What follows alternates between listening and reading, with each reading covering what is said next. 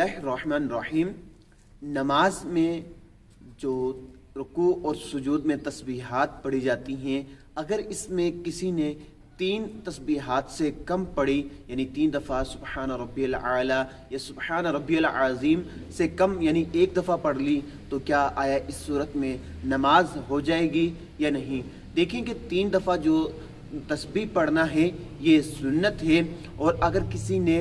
वक्त की तंगी की वजह से या सफ़र में है और गाड़ी के छूट जाने की वजह से, किसी उज़र की वजह से जो है तस्बीह को पढ़ा है 1 मरतबा, तो ये अगर सुन्नत को उसने तर्क किया है तो वो अब गुनाहगार नहीं होगा, उसकी नमाज हो जाएगी। और दूसरी सूरत में भी अगर वो 1 ही दफ़ा तस्बीह पढ़ता है तो ये मकरूह है 1 दफ़ा तस्बीह पढ़ना, कि इससे नमाज में कराहत आती है और ऐसी नमाज को दोबारा लौटा लेना मुस्तहब है जब आप मजबूर नहीं हैं, यानी ना आप सफ़र में हैं और ना ही वक्त तंग है कि वक्त तंग होने की वजह से आपने कम तस्बीहात पढ़ी। तो अगर ये सूरत नहीं है तो ऐसी नमाज को दोहरा लेना मुस्तहब है, और अगर मजबूरन है तो फिर आपकी नमाज में कोई कराहत नहीं, नमाज बिल्कुल दुरुस्त है। अल्लाह ताला मुझे और आपको इल्म नाफ़े अता फरमाए, आमीन बिजाहि नबिल आमीन सल्लल्लाहु अलैहि वसल्लम।